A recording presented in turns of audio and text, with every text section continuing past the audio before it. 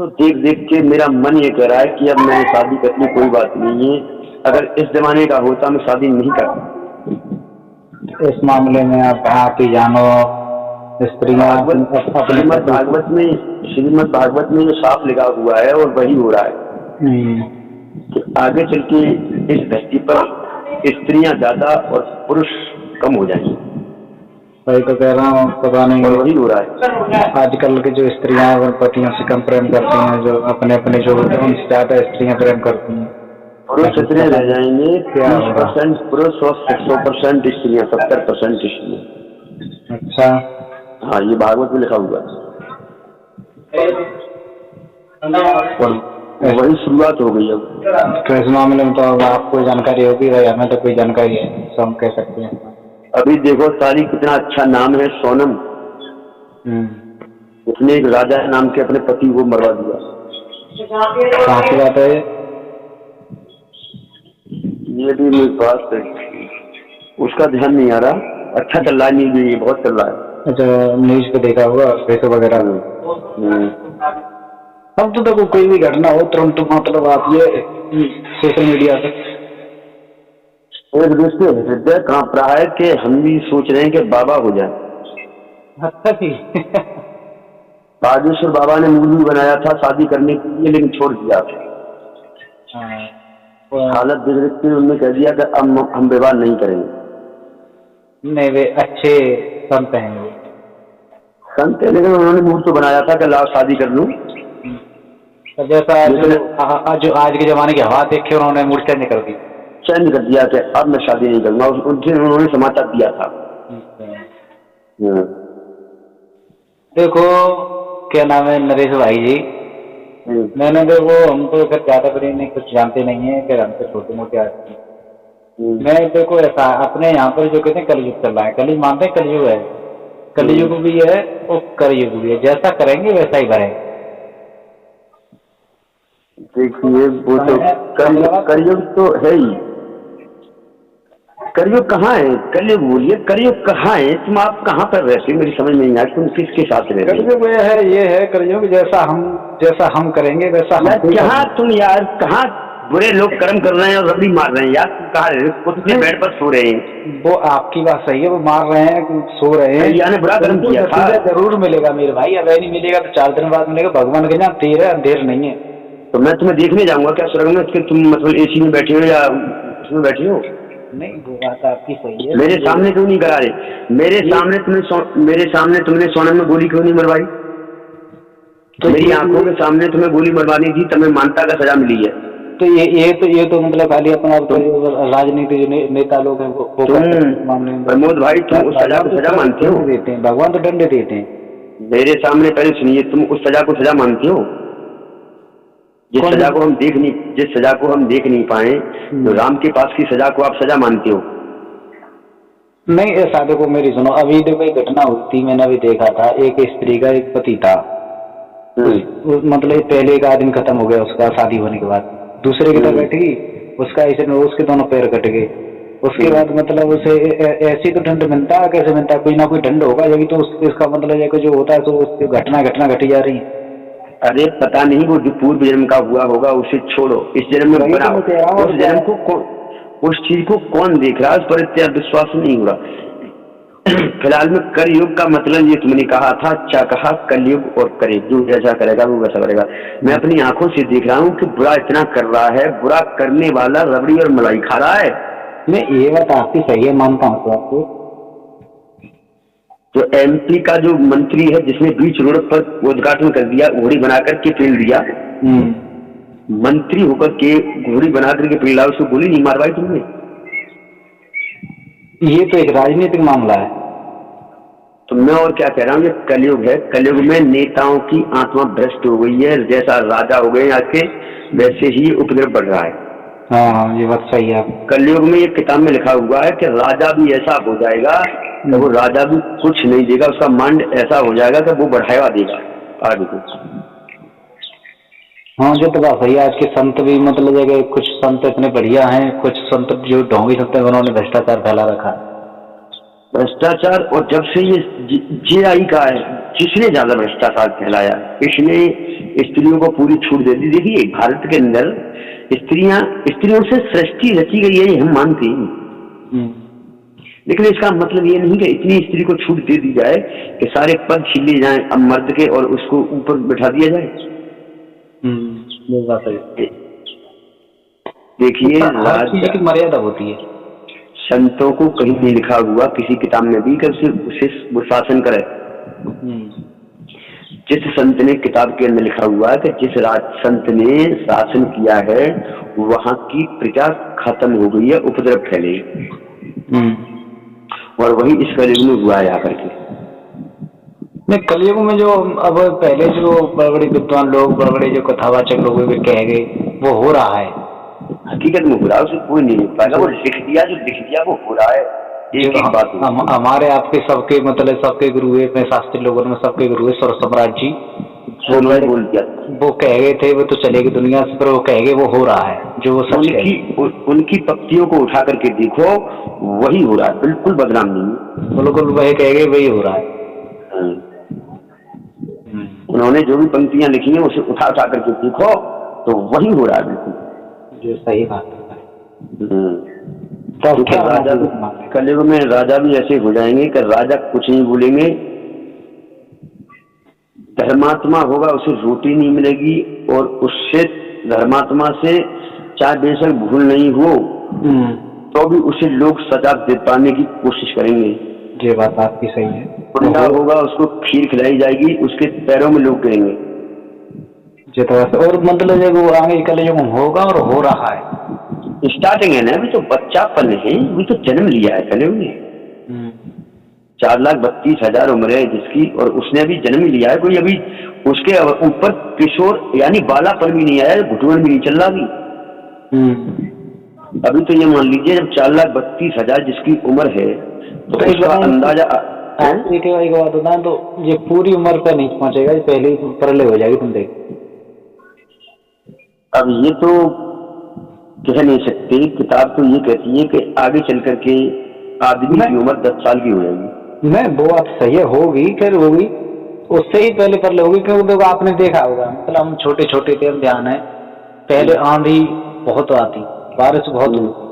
अब तो तुमने कभी आंधी आती देखी, नरस ने हवा दी आई, आंधी आई बंद है, और फिर बारिश इतनी होती थी 8-8 दिन बाद मौसम खुलता नहीं था। अब कितने बारिश है गई, धूप लग रहेगी, पानी की हमेशा कमतास हो रही है। प्रलय जब तक नहीं आएगी, जब तक ये पृथ्वी नहीं रुएगी। और तुम देख रहे होगे वाटर लेवल पानी की हर साल नीचे हो रही है, तो ऐसे ही तो होगी, और कैसे होगी? जब हाहाकार ज्यादा मच जाएगा तब प्रलय मानी जाएगी। अभी कहाँ है, घुटन नहीं चला कलयुग। हाँ, अभी तो पालना में लालना बना हुआ खिल रहा है वो। अभी तो 5.5 पौने 6 हजार वर्ष हुई है अभी उसे। तो अभी तो पालना में लालना बन के खिल रहा है, अभी तो उसके ऊपर बालापन भी अच्छी तरीका से नहीं है। सही बात है।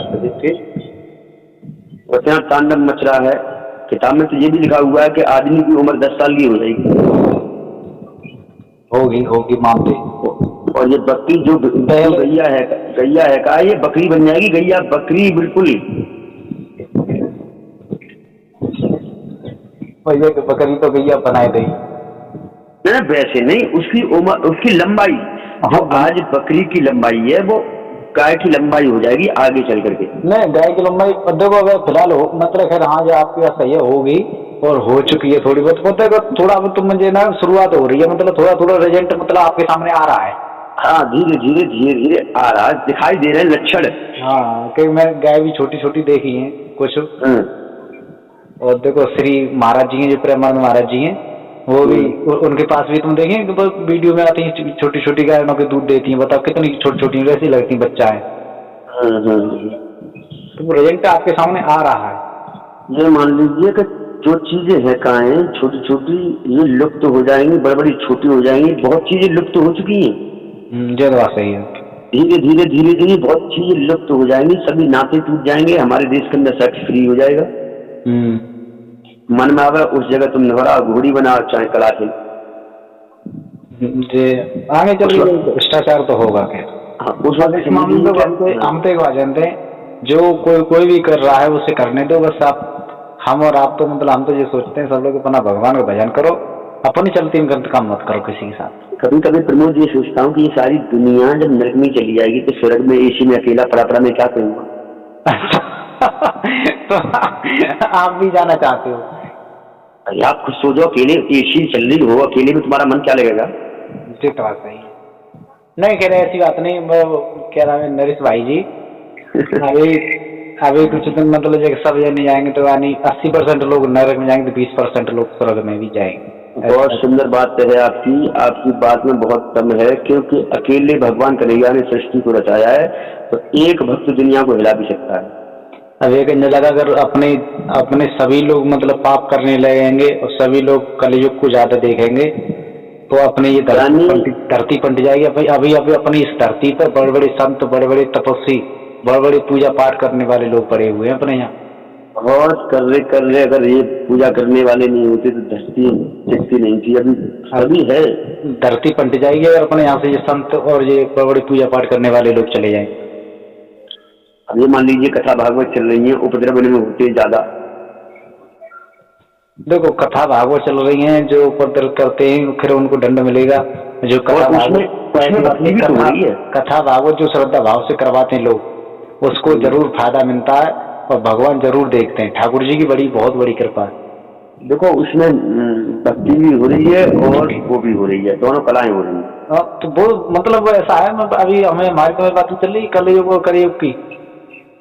देखो ये चीज तो पहले भी थी, लेकिन ये चीज गलत है कि मतलब शादी कर ली अरे जब पसंद नहीं है तो दूसरे को पसंद कर रही है, दूसरे से भाग जाए, उसके घर को बिगा रही है। अब तूने शादी कर ली, उसको मरवा दिया, उसके साथ चलेगी। ये तो चीज पहले भी थी, सेक्स तो पहले भी चलता था। पहले क्या विश्वामित्र ने मेनका को नहीं किया था? नहीं वो होता तो सब मैं ऐसा जो तो पहले से चला रहा है, पर पहले पर्दा के अंदर सब होता है। कैसे नहीं कहते कपड़ों के अंदर सब नंगे थोड़ा। हाँ पर्दा था पहले, थोड़ा मतलब शर्म। पर्दा आज भी मतलब और देखो बड़े बड़े अच्छे मतलब जो समझदार लोग हैं, पढ़े लिखे हैं, फिर पढ़े लिखे आज के जमाने में सभी पढ़े लिखे हैं, जो शिक्षित और जो बड़े अच्छे समझदार लोग हैं वे जो करते हैं पर्दा के अंदर ही करते हैं। अब मैं थोड़ा बता दूं आपको एक चीज। जिस वक्त सत्ययुग में ब्रह्मा जी ने सृष्टि को रचा था तो वहां कोई रिश्ता नहीं था जी। चाचा की लड़की मतलब भैया की लड़की को भैया ने ही चुना था। अच्छा, पहले मेरी बात पर गौर देना चाहिए, उसके बाद मैं समझाऊंगा। जब सृष्टि को रचा था तब कोई कनेक्शन नहीं था, कोई रिश्ता नहीं था। और वैसे ही कलयुग की जब सृष्टि रची जा रही है तो यहाँ पर भी कोई रिश्ता नहीं है, सभी रिश्ता तोड़े जा रहे हैं, यानी जनसंख्या बढ़ाने के लिए। जी। ब्रह्मा जी के 10 पुत्र थे। अत्रि मुनि, कश्यप ऋषि और भी मतलब 10 पुत्र। और इनकी पुत्रियां हुई थी तो इन्होंने आपस में पुत्रियों को ब्याया था। अच्छा। उसने उसको दे दिया, उसने उसको दे दिया, उसने उसको दे दिया।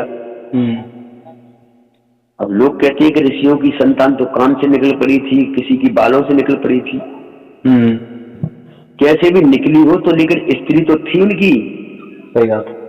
ऋषि मरीच थे जिनके पुत्र कश्यप थे, उनकी भी पत्नी थी। कश्यप की 13 पत्नियां थी।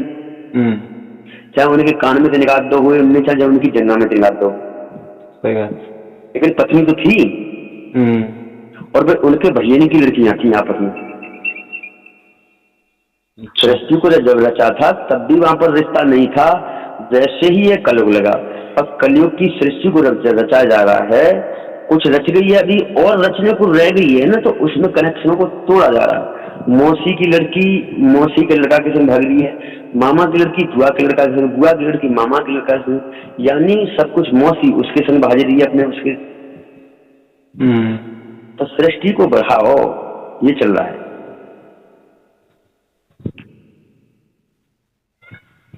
तुम्हारे हिसाब से तो रिश्ता है, रिश्ता ये रिश्ता होना चाहिए। रिश्ता लगातार हो रहे बिगड़ रहे हैं।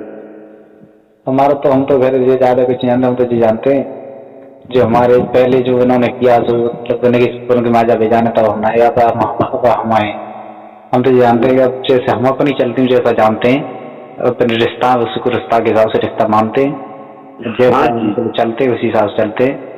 और देखो पर्दा के अंदर सब कोई मतलब करता है, ऐसे कोई बात नहीं। मान मर्यादा हर किसी के लिए होनी चाहिए, मान सम्मान सबके लिए होना चाहिए।